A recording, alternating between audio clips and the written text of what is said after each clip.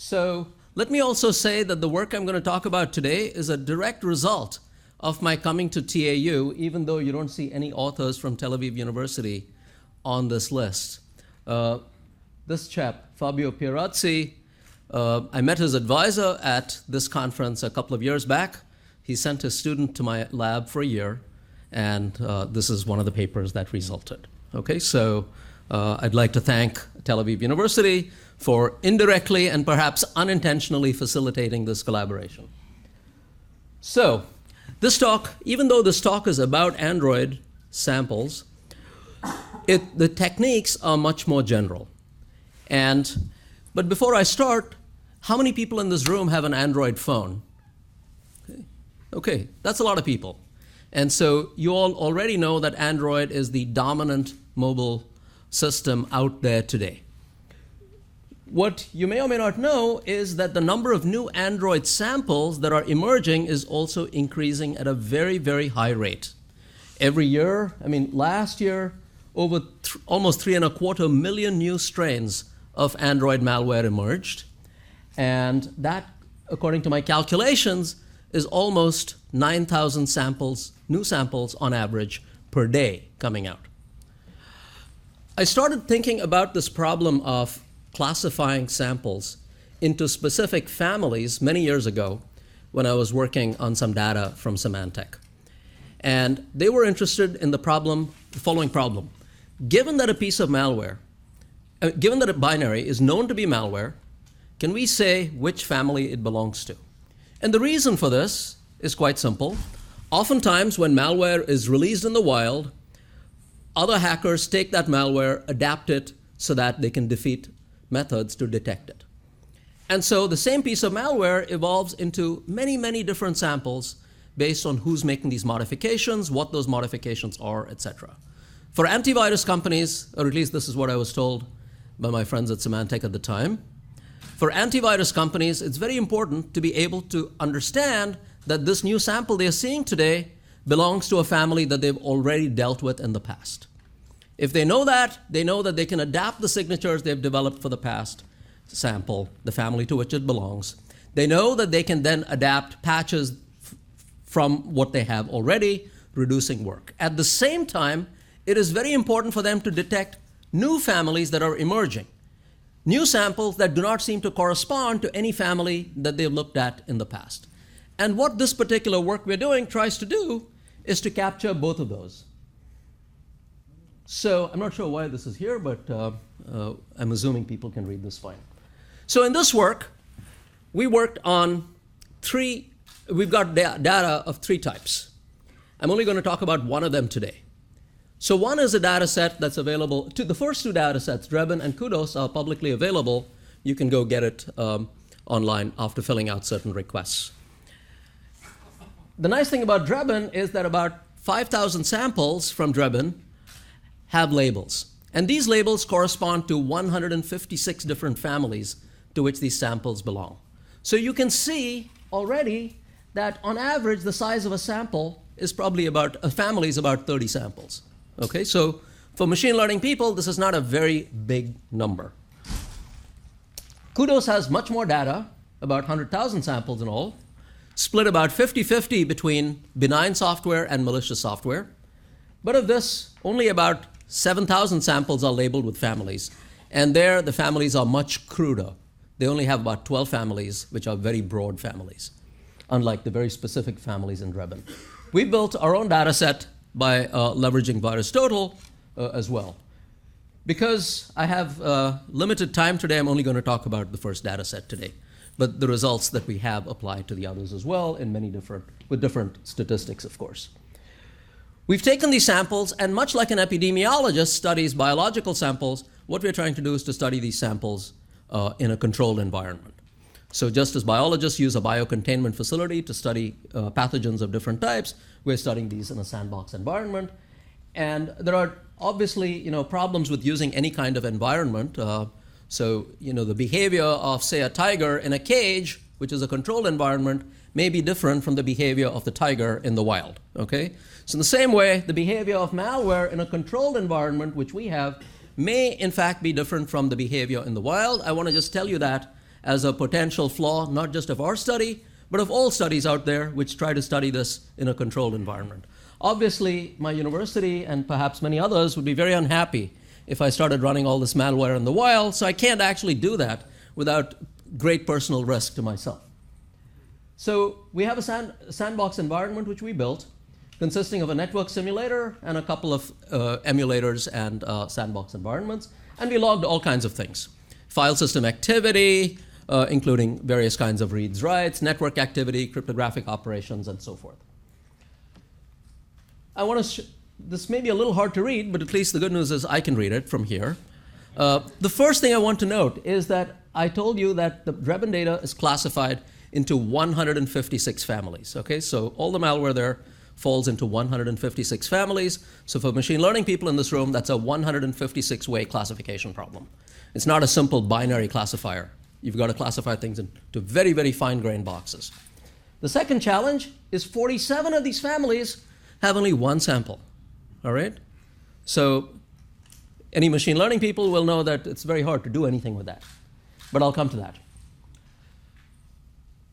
We also know that of this number, there are 112 families with, so here's the number. So between 112 families have size less than or equal to 9 samples. Okay? Again, very, very small numbers. So that means there are only about 44 families with more than 10 samples. Okay? So most of these are small families, and the reason I'm hammering this point home is that means it's hard to figure out. You don't have many examples of any one family, which means it's hard to generalize from that and build good classifiers. We use the sandbox environment to both inspect the binaries and the source code in cases when it is available, both do static analysis and dynamic analysis, and our static analysis fell into 3 broad categories of features, dealing with the author, the structure, and the types of permissions that were requested. I won't go into the full details of all of that.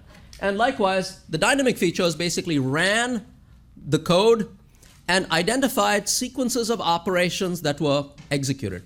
Sequences of operations, basically, you can think of the sequence of operations executed almost like a piece of text, and then identify bigrams, unigrams, trigrams in this piece of text and derive features from that. So in other words, the kinds of dynamic features we're looking at are sequences of operations that are executed and counting various factors associated with them. So we started by saying, let's look at families with at least 10 samples in them. And we said, okay, what if we just take a standard classifier and run them? We have 3 kinds of features in this chart: static features alone, dynamic features alone, and both static and dynamic features alone. Each of these different bars corresponds to a different well-known classifier.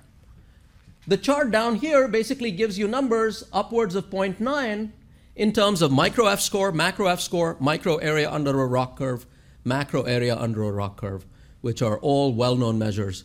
We had to use both micro and macro statistics. So most of you may not have heard of micro and macro statistics.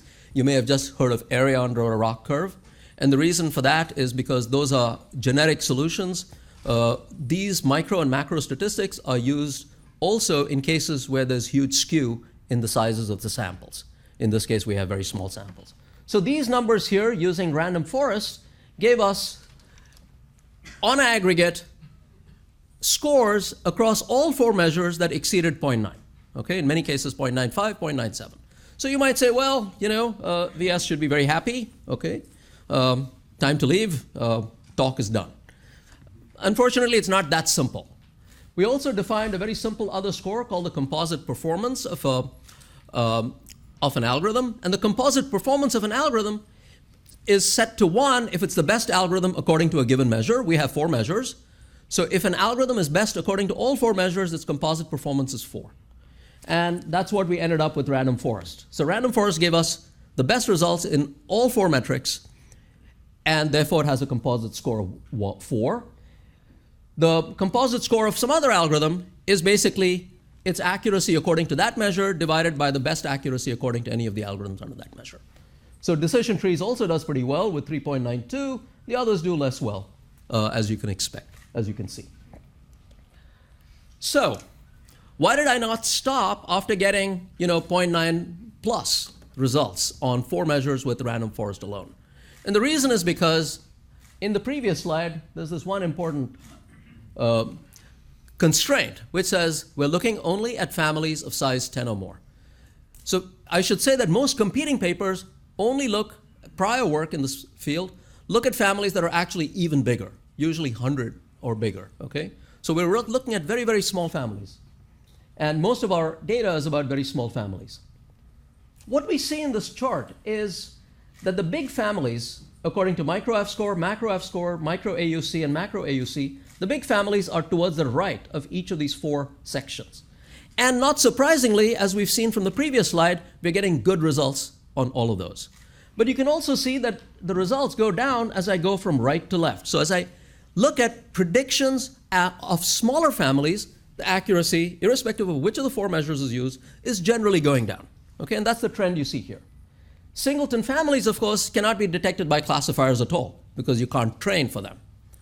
So what is the approach that we took to address this? We said, okay, we know clustering, unsupervised clustering, can work pretty well for identifying small families. So we said, okay, what if we try unsupervised clustering? Now what you see here on the x-axis is, as we go further right on the x-axis, we are looking at families of smaller size, okay? And what you see with k-means in yellow and dbScan in the dark bars is that we're getting relatively flat behavior according to macro precision and macro recall. And I have similar statistics, similar graphs for the other statistics. What this tells you is very important. Oops. This tells you over here that we're actually getting pretty good results on small families by clustering. Now, last year when I was here, I talked about the Darpa Twitter bot challenge, which was a competition run by Darpa in 2015, in which I led the team that won. And there we did something in a very ad hoc basis. Because we wanted to win that challenge, and we had 28 days to do it, we weren't worried about writing a paper till after the challenge was over. We said, okay, how can we identify bots in a situation where we have no training data, analogous to here? And we used a mix of classification and clustering. And we said, okay, can we formalize this in a more clear way this time around? We've already seen with the empirical charts I've shown so far that we can do pretty well with clustering, pretty well for small families, pretty well with classification for large families. How can we pull these 2 pieces together? And we came up with a very simple algorithm. I'm just going to go over the idea behind the algorithm very quickly, okay? It's more complicated, but I've summarized the algorithm in one slide, sorry. So we start in the simple example with some objects. You can think of these as malware, and some classes. For now, in this example, I'm just using 2 classes, but our EC2 algorithm works on up to 156 classes we've demonstrated so far. So we start by using versions of classifiers which don't classify, but give you a membership probability in a particular class. So if I'm looking at just 2 classes, it may tell me that O1 is in class 1 with 0% probability, in class 2 with 20%, O2 is in class 1 with 60%, and in class 2 with 40%, and so forth. So think of this as step 1, returning membership probabilities in classes using standard classifiers. At this point, what we're going to do is to say, okay, we're going to, I'm sorry, this is 0.8 in the first row, and 0.2. So what we're going to do is to use a cutoff, in this case delta 1, and say, look, if my classifier or a set of classifiers tells me that this object, say a piece of malware, is in this class with probability greater than the cutoff threshold, in this case, in this example, 0.7, then I'm going to allocate it to that class. So what ends up happening? This object here ends up in class 1, and the probability if it's being in class 2 is 0. This object ends up in class 1, but there are many question marks, because many of these classification probabilities are not greater than 0.7 for either class, okay, for certain objects. So for certain objects, what this tells us is we don't know. We don't have enough confidence in it's belonging to class 1 or class 2. At the same time, we do clustering. What clustering tells us here is that class objects 1, 2, and 3 all belong to the same class. Objects 5 and 6 belong to the same class. object 3 belongs to the same class. Now, what we're going to do is to leverage the clustering to refine the classification results and use another cutoff, in this case 0.6, which says group 2 objects in the same class if enough objects known to be in that class are known to be in that class. So in other words, in this case I'm using 60%. I'm going to say, look at this class. I already know that 60% or more objects in this class, in this cluster, belong to class 1. In that case, I'm going to put the remaining objects that are in that cluster into class 1 as well. Otherwise, I'll leave it blank. So what ends up happening at the end of the day is that several things belong to the same class, O1, O2, O3, O4, and stays in a third class, and O5 and O6 stay in a second class, which gives us the results we want in this case. So if you look, we compared several algorithms out there in the literature to compute families. The first 4 rows, this one, this one, this one, and this one, please ignore this one for a moment. These are all things that have been used in classifying malware into families before. You will notice that these numbers, every time I look at these numbers, say 0.63, 53, 68, 67, is significantly smaller than the 0.76 we get with EC2 using random forest and dbScan. By the way, we had to do a lot of hyperparameter optimization, setting the values of the delta 1 and delta 2 right, deciding what combinations of algorithms work. So I'm almost out of time, but according to all the measures, you will see that we do significantly better than the past work on classifying Android malware into families. More importantly, I want to say that EC2 detects singleton families. Because of our judicious use of a combination of clustering and classification, we're able to detect singleton families with a precision of 43% and a recall of 31%. Now, you might think that's pretty bad if you're looking at some random precision and recall statistic. But what that says is, in 40% of the times when we say that this is a new family that's emerging of malware, we're right. And this says we're about able to get almost 1 out of 3 new families that are emerging also. That's a huge deal, okay? If you're a cybersecurity firm and we tell you that this is an antivirus firm, for instance, we tell you that this is a new family, there's a 43% chance we're right, and we're getting 1/3 of the new families that way. I know I'm out of time, so what I will say is that we have results on many, many families of malware for the Android, where we've looked at applying EC2, figuring out how to predict whether it belongs to that specific family or not. And here are some very simple examples. I'll just give you one example. I've got another example in my slides, but I'll just go over this one.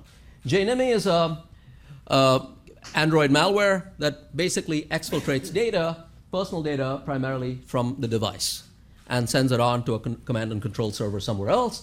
What I want you to notice here, is that depending on which features you're looking at, this, for instance, is a crypto feature.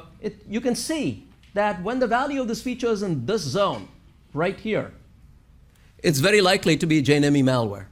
None of these features alone is good enough to predict whether a piece of malware belongs to this or not, but this is something to watch for. Likewise, when you see that Google Keyboard is being taken over by the malware, you've got a good chance that it's something like this.